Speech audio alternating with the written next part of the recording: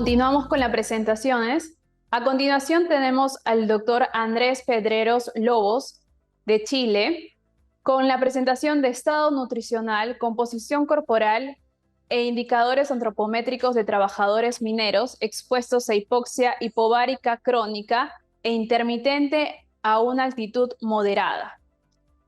El doctor es licenciado en Nutrición y Dietética de la Universidad de la Frontera, magíster en Medicina y Ciencias del Deporte de la Universidad Mayor, actualmente profesor asistente y miembro del Comité Ético Científico de la Facultad de Medicina de la Universidad Católica del Norte, autor y coautor de investigaciones científicas asociadas a la exposición a hipoxia hipovárica y a la nutrición aplicada al rendimiento físico y deportivo. Nutricionista del Club de Fútbol Coquimbo Unido, antropometrista ISAC 2. Bienvenido, doctor. Muchas gracias por la presentación. Muy gentil de invitarme a participar de este importante evento. Yo sé que tal vez es un tema cultural el que usted me menciona como doctor, pero en rigor yo soy nutricionista. Bueno, esto lo he mencionado también, pero igual es importante tal vez hacer esa aclaración. ¿Sí? ¿Comienzo? ¿Comparto la pantalla? Sí, ya puede compartir la pantalla. Ya.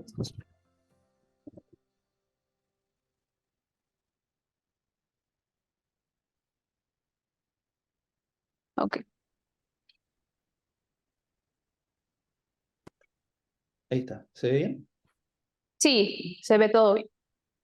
Genial. Bueno, como les decía, agradezco la invitación. Me siento muy halagado de poder participar en este evento, en un área que en realidad, si bien yo me dedico más al tema de la nutrición deportiva, este tema de la nutrición laboral y sobre todo el tema que tiene que ver con la exposición a altitud hipoxia hipovárica es un tema que también me apasiona, es bastante importante, sobre todo considerando que al menos en nuestro país la mayoría de los yacimientos mineros se encuentran en altitudes moderadas o altas, por ende tener información relevante desde el punto de vista nutricional me parece que es importante, dado que también es un tema de salud pública.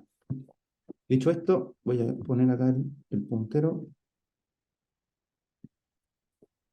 Bueno, por lo mismo, el objetivo de esta presentación, o lo que les traigo en esta ocasión, es primero poder identificar los principales como indicadores antropométricos o nutricionales que se pueden utilizar para evaluar y para controlar el estado nutricional en personas que están expuestas a hipoxia hipovárica crónica intermitente.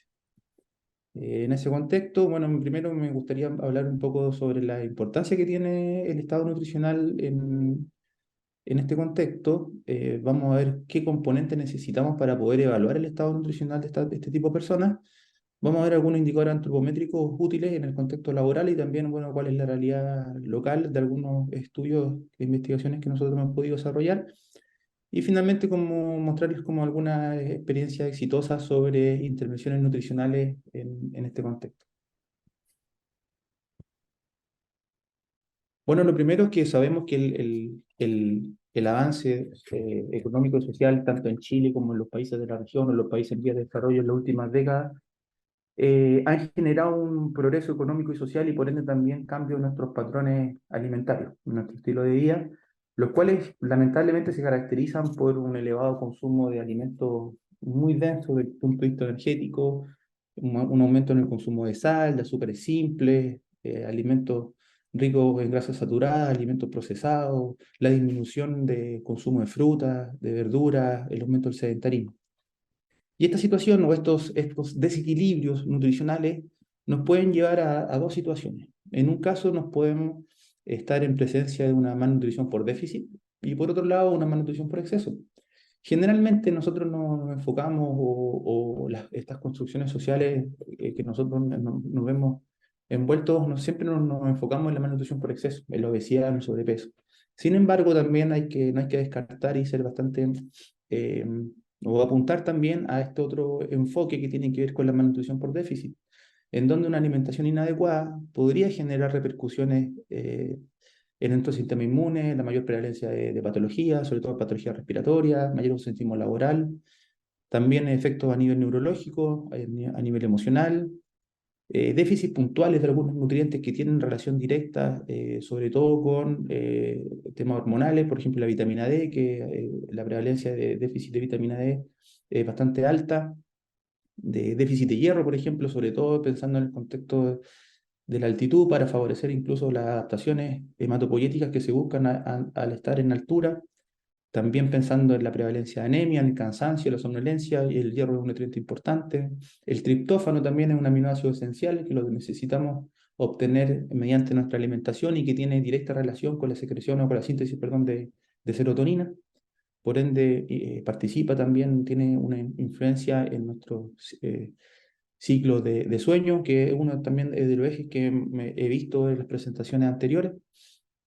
Algunas vitaminas del complejo B que tienen también relación directa con el metabolismo energético, por ende también con el tema de la somnolencia, el cansancio y también con la depresión de la masa muscular, lo cual podría, por ejemplo, una ingesta deficiente de proteínas, puntualmente de leucina, que es uno de los aminoácidos que gatilla eh,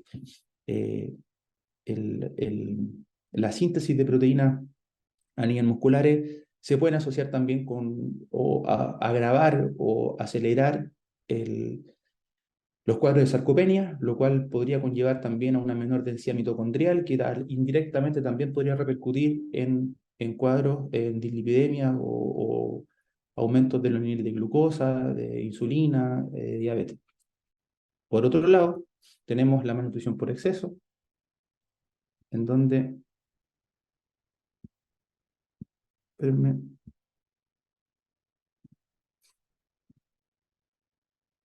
Y sí que estoy...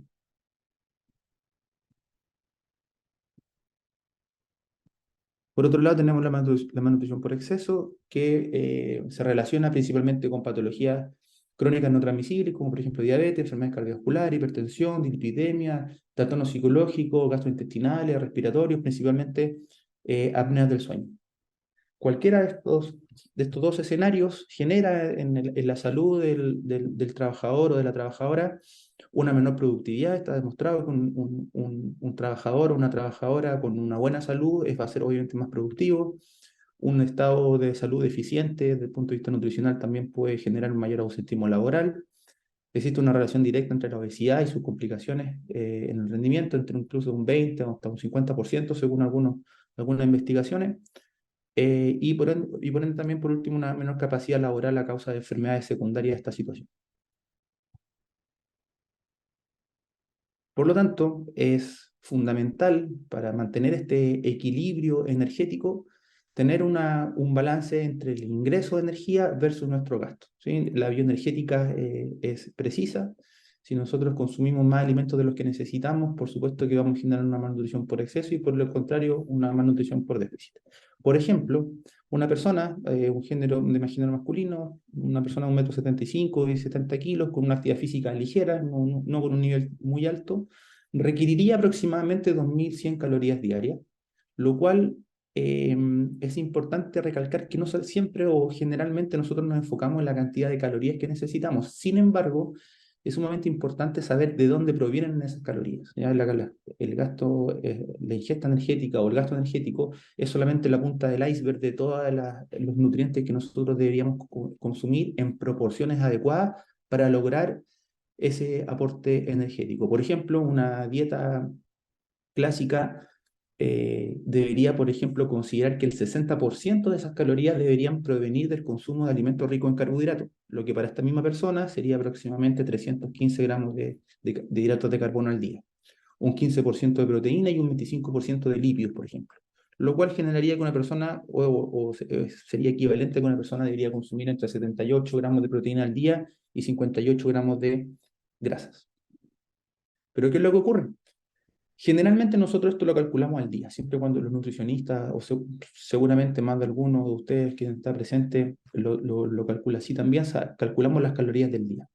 Sin embargo, no todos los días son iguales. Aquí, por ejemplo, tengo un esquema de 14 días, de 7 días de faena y 7 días de descanso, en donde probablemente algunos días, los primeros días de exposición a la altura, nuestro apetito se suprima, tal vez nos deshidratemos, eso va a generar que incluso que nuestra ingesta energética sea más baja, bajo de lo que necesitamos. Sin embargo, durante los días podemos ir aumentando Y si esa ingesta energética durante nuestros días de descanso la mantenemos sobre nuestro punto de corte, que serían estas 2100 calorías, y si eso le sumamos, por ejemplo, 2 días en donde quizás son nuestros días permitidos, o generalmente los días de descanso también se caracterizan por el aumento de la ingesta de alcohol en comparación con los días de faena, eso nos arroja que en un promedio, por ejemplo, de 14 días vamos a tener una ingesta de 2500 calorías.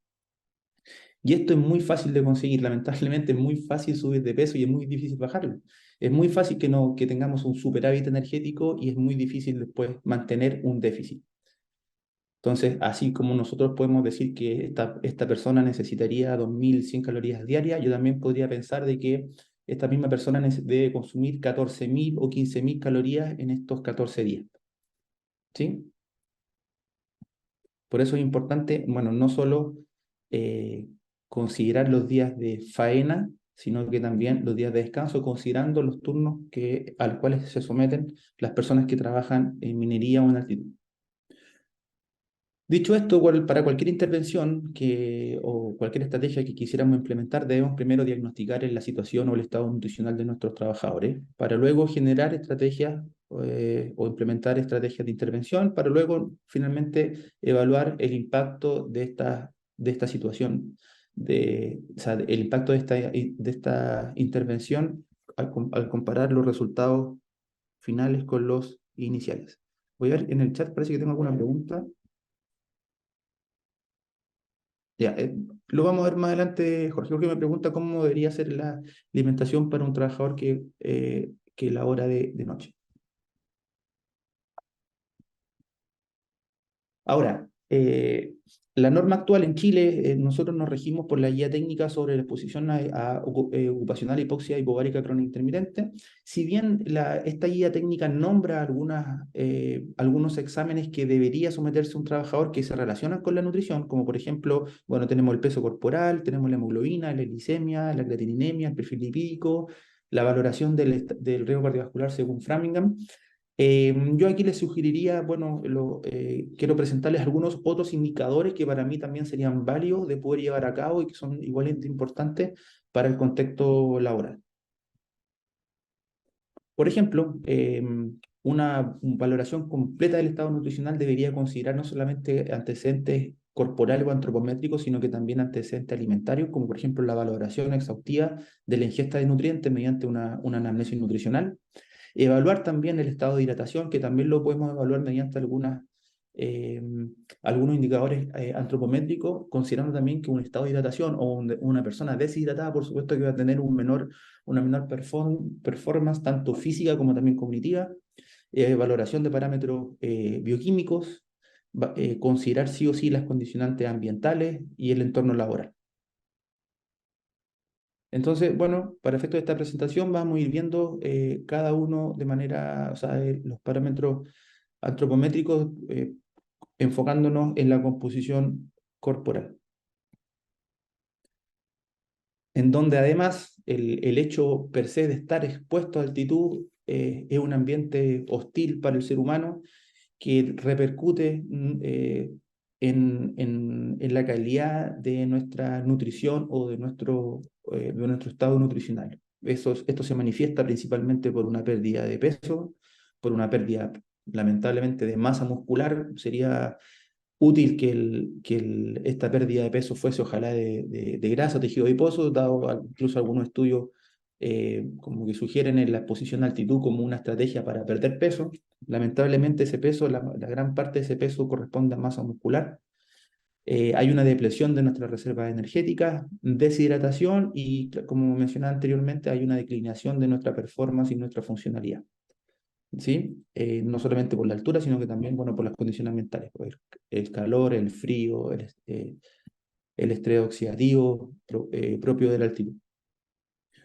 Pues bien, con respecto a la composición corporal, tenemos diferentes métodos para poder evaluarla. Algunos son muy sofisticados, otros impracticables, como la disección de cadáveres, otros que son indirectos, como la resonancia magnética nuclear o el DEXA, que son tal vez algunos métodos que se utilizan en el ámbito investigativo. Sin embargo, tenemos métodos que son doblemente indirectos, que son los cuales que probablemente todos los que estemos, la gran mayoría de las personas que estemos acá conectadas, o nutricionistas, o personal médico tenga acceso, que tiene que ver con la bioimpedancia y que también tiene que ver con la antropometría. Con respecto a la antropometría, bueno, tenemos diferentes mediciones y tenemos diferentes indicadores antropométricos. Podemos utilizar muchas de estas mediciones antropométricas per se como así en bruto, por así decirlo, para poder utilizarlo como una valoración diagnóstica y también como control. Y también de estas mismas mediciones podemos extrapolar y obtener diferentes indicadores. Dentro de estos indicadores, bueno, tenemos un índice de masa corporal, la masa grasa, la masa libre de grasa, la masa muscular, si la pudiéramos evaluar, sería un muy buen indicador. Tenemos el perímetro de cuello, el perímetro de cintura, el perímetro de cintura-cadera, y en el caso de que no pudiéramos evaluar la masa muscular de manera global, tenemos alguna alternativa en donde podemos evaluar el área muscular o la área grasa de alguna sección del cuerpo. En este caso, que puede ser del brazo, o puede ser de la pantorrilla, o puede ser del muslo. Con respecto al peso corporal, bueno, sabemos que el peso corporal, al relacionarlo con nuestra estatura, tenemos un indicador que, bueno, es popular, que tiene que ver con el IMC, en donde a un mayor IMC se puede relacionar con mayor prevalencia de enfermedades crónicas no transmisibles y por ende también mayores tasas de mortalidad. La guía técnica del Ministerio de Salud propone que el IMC para personas que quisieran exponerse a altura debería ser menor a 35 kilogramos por metro cuadrado. Por ende, es fundamental también mantener, como les mencioné anteriormente, este equilibrio energético para no aumentar de peso y por ende el puntaje del IMC también aumente. Sin embargo, el peso corporal por sí solo también podría ser un buen método o un buen indicador antropométrico. Porque si bien el peso diario puede fluctuar, por ejemplo, aquí tenemos el caso de dos personas, ¿sí? Si bien ustedes pueden ver que estos son registros de peso de un mes, esto fue en dos deportistas que entrenamos durante el periodo de pandemia, donde teníamos la opción de poder estar con los sujetos por el confinamiento al cual todos tuvimos que acceder, pero tuvimos la opción de pesarlos todos los días. Y fíjense, grata sorpresa me encontré en el sentido de que acá este sujeto que está a mi izquierda, eh, si lo vemos en perspectiva, el peso diario quizás no es de mucha utilidad porque fluctúa mucho, probablemente por cuadros de deshidratación. Pero si lo vemos en perspectiva, en un mes, esta muestra o estos datos es una muestra inequívoca de que esta persona produjo o generó un balance energético negativo, o sea que su ingesta energética fue menor a su gasto.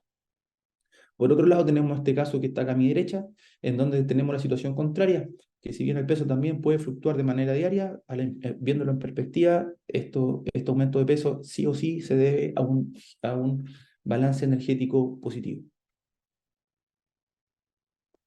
Tenemos otro índice que es el índice de cintura-cadera. Este índice lo que permite es poder determinar la distribución de la grasa corporal, tanto en un modelo de obesidad androide u obesidad ginecoide, como lo podemos ver acá en la imagen. Si bien este indicador es bastante popular, desde mi punto de vista no es un buen indicador para poder para evaluar impacto, dado que como es una ecuación matemática, tenemos un numerador y un denominador, y si las dos variables se mueven o se modifican, tal vez el resultado incluso podría ser igual. Y eso nos da cuenta de la realidad de la persona, si es que mejora o no mejora. Lo que sí nos da cuenta es de la distribución de la grasa abdominal. Tenemos este otro indicador que es el área muscular de cualquier sección del organismo, puede ser el brazo, puede ser la pantorrilla, puede ser del muslo, en donde aquí podemos ver un corte en donde de una extremidad en donde se puede ver sus diferentes estructuras. Tenemos una masa ósea, tenemos una masa muscular y tenemos una masa adiposa, un tejido graso subcutáneo. Si podemos nosotros medir el perímetro de ese segmento y medir el pliegue de esa misma, de esa misma extremidad, podemos obtener el área muscular y el área grasa de esa sección, lo cual podría ser una alternativa sumamente útil en el caso de querer tener una aproximación respecto a la masa muscular de una persona. Dado que además el contexto actual, para poder obtener la masa corporal global de una persona, se requieren de muchas mediciones y que probablemente no sé si sean idóneas para el contexto laboral. Si en el caso que se pudieran evaluar muchas otras variables, por ejemplo, peso, talla, pliegues, perímetro del brazo, del tórax, de la cintura, de las caderas, del muslo, de la pantorrilla, podríamos obtener una clasificación pentacompartimental de una persona. Y en esa clasificación pentacompartimental, que se utiliza en realidad mucho más en un contexto deportivo, podríamos tener mucha más certeza o luces respecto a la masa muscular de una persona, entendiendo la importancia que tiene, dado que es un tejido metabólicamente mucho más activo y que hay que resguardar y preservar. Como no es el caso, en el caso que así no se pudiese realizar, esta es una alternativa que me parece que es válida y tampoco requiere puntos de corte, sino que los mismos resultados se pueden comparar con los mismos sujetos, ¿ya? O podemos generar estadísticas respecto a cómo se posiciona un trabajador o una trabajadora respecto, por ejemplo, a la misma empresa. ¿Ya? Eso se puede lograr para cualquier variable, generando un promedio, calculando la desviación estándar de esa medición y podemos clasificar o podemos ubicar a la persona de acuerdo a cuánta distancia hay de esa medición con respecto al promedio, midiéndolo en desviación estándar. Nosotros trabajamos en algunos contextos de esa manera cuando queremos hacer alguna medición y no tenemos, por ejemplo, puntos de corte o los puntos de corte son de población muy diferente a la nuestra. Calculamos los promedios de esa variable, calculamos la desviación estándar y cuando esa variable para esa persona se encuentra entre -1 y +1 desviación estándar, lo catalogamos como normal. Menor a -1 sería bajo y mayor a +1 sería alto. Dependiendo de la variable que queramos medir, esa diferencia, o si es menor a -1 o mayor a -1, va a ser positiva o negativa. En el caso, por ejemplo, si estamos trabajando con masa muscular, tal vez buscaríamos que las personas, algunos tengan, o los que tengan un resultado mayor a +1 desviación estándar, sería algo bueno, versus, por ejemplo, si estamos trabajando con tejido adiposo o con perímetro de cuello o con perímetro de cintura, probablemente ese mismo resultado de +1 desviación estándar tal vez no sea algo tan óptimo, tan positivo. Con respecto al perímetro de cuello, bueno, es una medición que es bastante útil, es fácil, es viable, es simple, no requiere, por ejemplo, que una persona se tenga que descubrir su zona abdominal, que probablemente, dado el contexto también, los contextos actuales, bueno, al menos en nuestro país, se debe en el fondo respetar también la voluntariedad de las personas. En ese caso me parece que es una medición totalmente válida. Miren, leyendo, me encontré con un estudio de colegas colombianos bastante interesante que está publicado recientemente, en donde proponen un modelo predictivo que incluye el perímetro del cuello más otras variables como la edad, el índice de masa corporal y la presencia o ausencia de presión arterial como un indicador predictivo de apnea obstructiva del sueño, en donde para hombres, por ejemplo, y para mujeres, en el caso de hombres, por ejemplo, personas de mayores de 50 años con un perímetro de cuello mayor a 41 centímetros, un IMC mayor a 28 y la presencia de presión arterial serían indicadores predictores de apneas obstructivas graves del sueño. En el caso de mujeres, serían mujeres mayores de 55 años, perímetro de cuello mayor a 36, IMC sobre 30 y la presencia de presión arterial. Si bien nosotros podemos definir puntos de corte en el caso del cuello, por ejemplo, 41, ¿no? En un estudio que nosotros realizamos lo clasificamos como punto de corte 39 centímetros, siempre es bueno corregir esta medición por la estatura de la persona. No es lo mismo, no podemos pedirle los mismos valores a una persona que mide 1,58 m versus a una persona que mide 1,92 m. ¿Sí? Entonces, una forma justa, por ejemplo, de poder evaluar a todas las personas con la misma vara sería tener la medición en este caso, del cuello o el perímetro de cintura, por ejemplo, corrigiéndolo por la estatura. De esa manera generamos otros indicadores que serían cuello talla o cintura talla.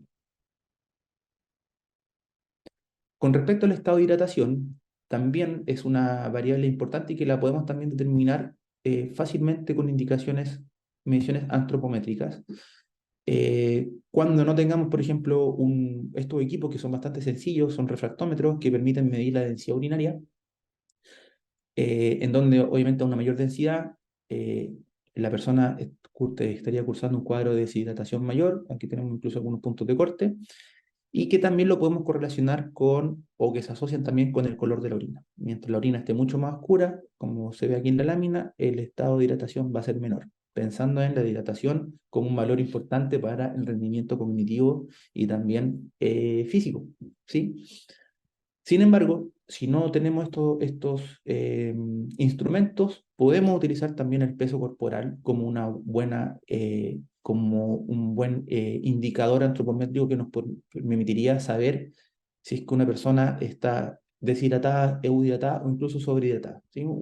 Fluctuaciones del peso diario mayores de, no sé, medio kilo, 600, 700 gramos, dan cuenta de eso. Una persona de un día para otro no va a cambiar su composición corporal, no va a aumentar ni bajar su porcentaje de tejido adiposo ni masa muscular, pero sí se puede deshidratar, sobre todo en los primeros días de exposición a la altura, entendiendo que hay una mayor diuresis también y perdemos también agua mediante la respiración. Ahora, dado estos indicadores, vamos a ver cuál es la realidad local. Nosotros hace algunos años atrás evaluamos a más de 200 trabajadores expuestos a hipoxia hipovárica en diferentes altitudes, ¿sí? Un grupo está expuesto, o sea, trabajaba a nivel del mar, otro grupo trabajó a 1600 metros y otro grupo trabajó a 2500 metros. Nuestros hallazgos fueron principalmente que la prevalencia de malnutrición por exceso fue mayor en todos los grupos respecto a la realidad local. Y la prevalencia de malnutrición por exceso empeoró a mayor altitud, ¿sí? En donde, por ejemplo, encontramos, bueno, una muestra tenía, ¿no?, en promedio 38 años, 1,71 m de estatura, circunferencia de cintura de 95 centímetros. Los puntos de corte de circunferencia de cintura actuales, según el Ministerio de Salud, son de 90 centímetros. Pero también caemos en lo mismo, o sea, no podemos pensar que toda la población o todos los hombres de Chile, en este caso, deben tener menos de 90 centímetros de cintura, o si no lo estaríamos relacionando con riesgo cardiovascular. En ese contexto sería útil también utilizar el perímetro de cintura-talla como un buen indicador. Tenemos perímetro de cuello, encontramos que el promedio fue de 39 centímetros de cuello y pudimos realizar una evaluación de sumatoria de 4 pliegues. De esta manera, con sumatoria de 4 pliegues, con una fórmula de Durning, podemos obtener el porcentaje de masa grasa y por diferencia también la masa libre de grasa. Bueno, aquí tenemos la gráfica, si se dan cuenta, bueno, intenté simular aquí un semáforo en donde las personas con rojo, en amarillo, verde, es como personas como, en este caso, por ejemplo, el rojo es obesidad, amarillo sobrepeso, y aquí el verde son personas con un estado nutricional normal, esto según IMC. Esta gráfica que está acá abajo también da cuenta de lo mismo, pero según el porcentaje de masa grasa, si se dan cuenta, la prevalencia de personas o el porcentaje de personas que no tenían un porcentaje alto de tejido adiposo o de masa grasa, perdón, es bajísimo, si se dan cuenta. Y por último, personas los que los clasificamos con obesidad o sin obesidad abdominal según su perímetro de cintura. Ahora, esta realidad o esta malnutrición por exceso puede tener muchos factores, es multifactorial y probablemente uno de los factores o variables más importantes tiene que ver también con la cultura minera, en donde se cree que el trabajador minero tiene un gasto energético muy alto. Sin embargo, la tecnificación de las tareas, el progreso, el avance científico dan cuenta de lo contrario, que si bien hace años atrás o hace décadas tal vez el gasto energético era mayor, con la modernización de las empresas este gasto energético es menor que antes. Sin embargo, los estándares alimentarios o los patrones alimentarios de los días de faena se caracterizan por ingestas, como les mencioné anteriormente, de alimentos eh, altos en energía, alimentos procesados, ultraprocesados, que por supuesto conllevan a un deterioro de nuestro estado nutricional. Este otro estudio que nosotros publicamos igual hace algunos años atrás, donde comparamos la ingesta energética versus la ingesta versus el gasto energético. Y si se dan cuenta, la ingesta energética a mayor altitud fue mucho mayor. estamos hablando de 2.300 calorías a nivel de mar, 2.300, algo muy similar a 1.600 metros, pero fíjense que a 2.500 metros la ingesta energética aumenta a 2.900 calorías, ¿sí? Mucho mayor de lo que nosotros estimamos como gasto, que eran 2.100, 2.200 y 2.500 calorías.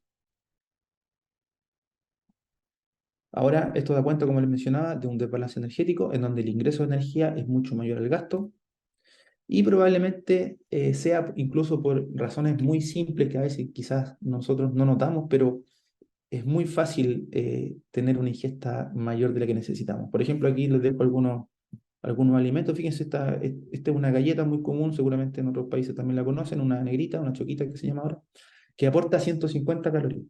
Una Coca-Cola tiene un aporte energético de 90 calorías. Un isotónico, por ejemplo, son 240 calorías y un paquete de galletas cookie, que son unas galletas con relleno. El paquete tiene un aporte aproximadamente de 600 calorías. ¿Se dan cuenta? Si esto hacemos una equivalencia, por ejemplo, en vez de comernos por ejemplo, una galleta de este tipo, si me como, por ejemplo, 2 huevos o 2 mandarinas, tiene un aporte energético similar.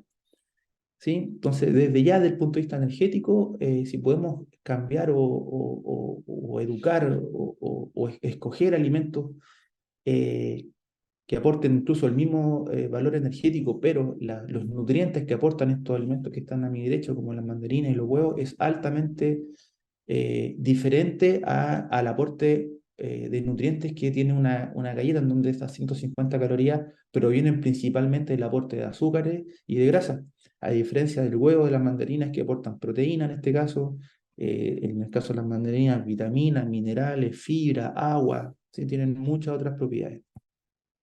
Lo mismo con los líquidos, una caja de leche también aporta 90 calorías, pero tiene nutrientes, tiene proteínas, también hidrata, que obviamente tiene un valor nutricional mucho mejor, incluso un vaso de agua que no tiene ningún aporte energético.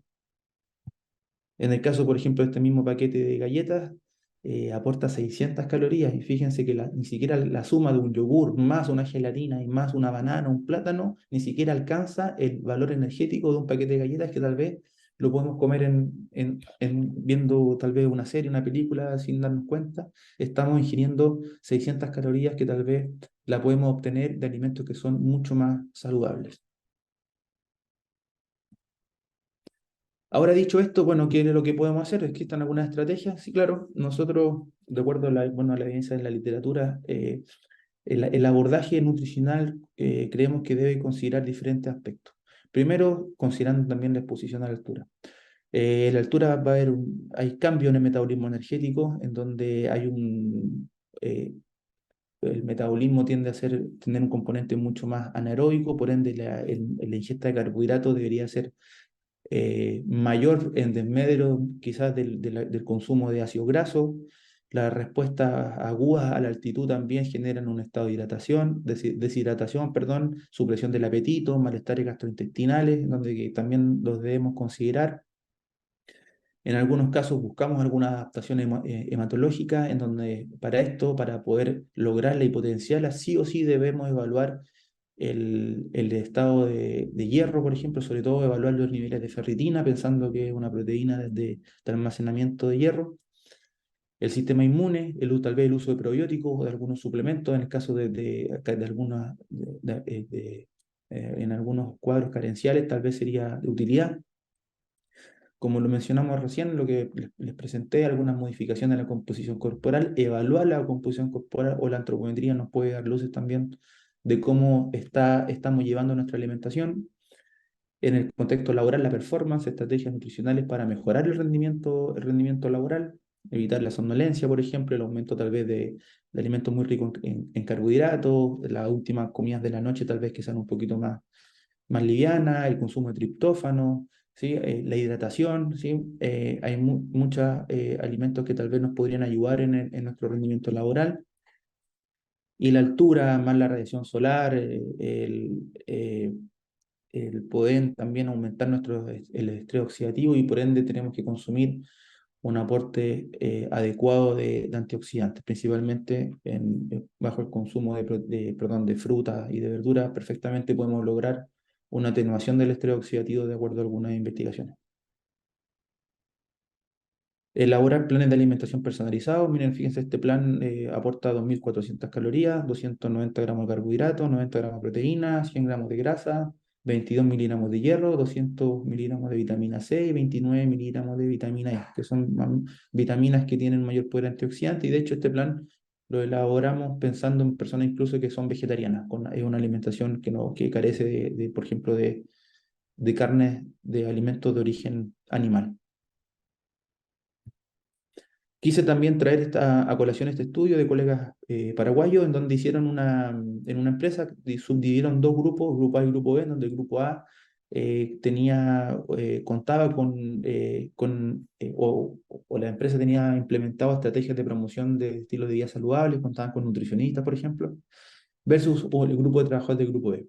Y fíjense que luego de la intervención, obviamente mejoraron la mayoría de los patrones alimentarios de los trabajadores, pero que les quería traer esto, por ejemplo, que la calidad de sueño, las horas de sueño y el nivel de actividad física en las personas del grupo A fue mucho mejor que las personas que no tenían o que no recibían esta información respecto a promoción de estilos de vida saludables.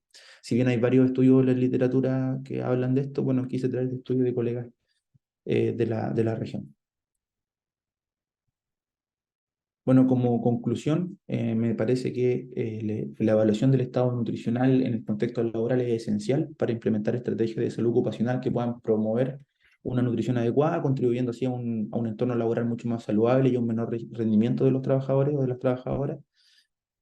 Según la OPS, el lugar de trabajo o el ambiente laboral es un espacio propicio para la promoción de hábitos y estilos de vida saludables.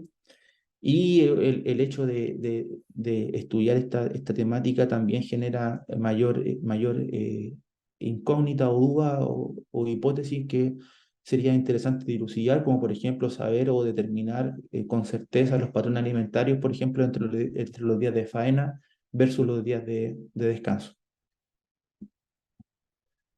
Bueno, le agradezco la presentación. Vamos a responder, creo que hay algunas preguntas. Aquí les dejo también mi correo en el caso de que quisieran algún material o algo que les pueda ayudar. Por favor, cuenten con eso. Muchas gracias. Muchas gracias, licenciado Pedreros. Tenemos algunas preguntas por parte del público. Voy. Las Por leo. favor, si pudiera dejar de proyectar para presentar las preguntas. Ok, ahí está. Ahí está. Sí. Ok. La siguiente pregunta es, ¿cuál serían las calorías diarias que debería consumir un trabajador minero a 3.800 metros sobre el nivel del mar en una mina semi-industrial? Sí, bueno, es una pregunta lógica de que uno se puede plantear. Para poder responderla se requiere saber muchas variables. Actualmente existen muchas fórmulas o ecuaciones matemáticas para poder determinar cuál es el gasto energético de una persona.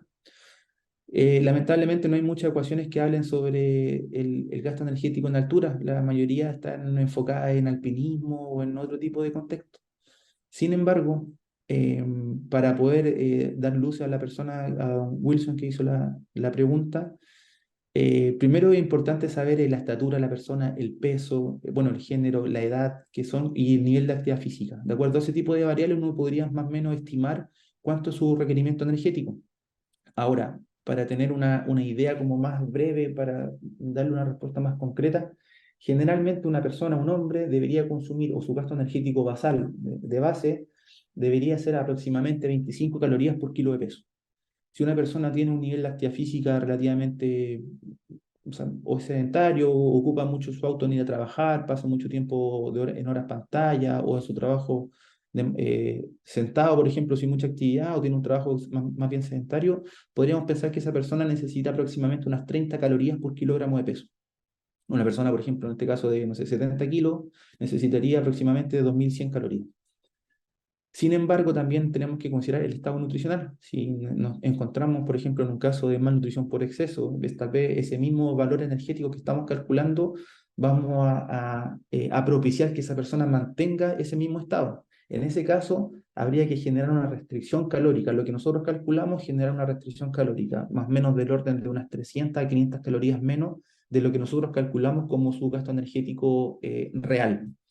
Por el contrario, si quisiéramos generar un aumento, por ejemplo, de peso, idealmente a costa de masa muscular, también tenemos que generar un superávit energético, o sea, comer más calorías de las que necesitamos, y en ese, también, y en ese orden podríamos pensar que el aumento de la energía o de la ingesta debería ser de también entre 300 a 500 calorías aproximadamente. O sea, para esta misma persona, si quisiéramos que perdiera peso, teníamos en vez de 2100, debería ser un plan de aproximadamente 1800 calorías, por el contrario, un plan de 2400 calorías diarias.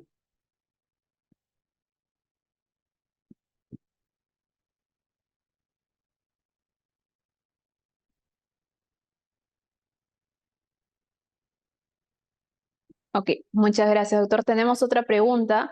¿Cuál debería ser la dieta para un trabajador que labora de noche? ¿Debería tomar un desayuno contundente, una combinación de desayuno más un plato con comida para que se vaya a dormir hasta las 17, 18 horas, que se levanta para cenar, duerma de largo y ya no se levanta a almorzar? Otra consulta es, las menestras se recomiendan comer en grandes altitudes, mayor a 3.500 metros sobre el nivel del mar. Sí. Bueno, a don Jorge, para responder la primera pregunta, sí, es fundamental poder realizar una buena y completa anamnesis nutricional. ¿Sí? La anamnesis nutricional es una entrevista en donde nosotros preguntamos por antecedentes generales, alimentarios, físicos, clínicos, y obviamente dentro de toda esa batería de información que se recolecta, consideramos, por supuesto, hay que considerar el sistema de turno. Dado ese contexto, deberíamos en el fondo planificar una alimentación acorde a nuestro nuevo horario de trabajo, y por supuesto tratar de generar, bueno, estrategias que permitan el menor, eh, no sé, la mayor desmedro cognitivo, laboral. Es difícil poder generar dar una respuesta así puntual para algo que es genérico, que es es una recomendación. Tal vez podríamos pensar en recomendaciones generales, sí o sí, al tener un adecuado estado de hidratación, independientemente del horario. Obviamente que hay que tratar de propiciar también el consumo de frutas, de verduras, de alimentos proteicos. O sea, ojalá que en cada comida consumir, en cada tiempo de comida, independiente cuál sea, en el desayuno, en el almuerzo o en la cena, obviamente adecuarlo al horario del turno, consumir alimentos ricos en proteínas de alto valor biológico. Las proteínas nos van a entregar bueno, nutrientes, aminoácidos esenciales, sobre todo triptófano, que como les mencionaba tiene directa relación con la secreción la síntesis de serotonina. También previene la pérdida de masa muscular, sobre todo en ambiente hipóxico. Y en ese contexto, por ejemplo, la elección de huevos, por ejemplo, de carnes, cortes magros, carne de pollo, carne de pavo, pescado, en el caso que se pueda, es fundamental. ¿Sí? Probablemente la primera comida del día tiene que ser una comida tal vez con un mayor aporte energético para poder en el fondo tener la energía necesaria para tener un buen desempeño laboral. Tampoco pasarnos de largo con la comida, porque el exceso también de carbohidratos también nos puede generar, por ejemplo, somnolencia postprandiales después de haber comido. Entonces se tiene que calcular las calorías, los gramos de carbohidratos, los gramos de proteína, los gramos de grasa del día, el total del día tenemos que distribuirlo de manera inteligente y equitativa en los diferentes tiempos de comida. Probablemente la última comida de la noche tal vez sea la más baja, la más liviana, para también propiciar un buen descanso y de esa manera también tener la energía necesaria para el día siguiente. Espero haberle respondido, don Jorge. Y la otra pregunta dice, otra consulta, ¿las menestras se recomienda comer grandes cantidades? Por favor, ¿me puede decir a qué se refiere con menestras? Disculpe mi ignorancia, que no conozco esa palabra.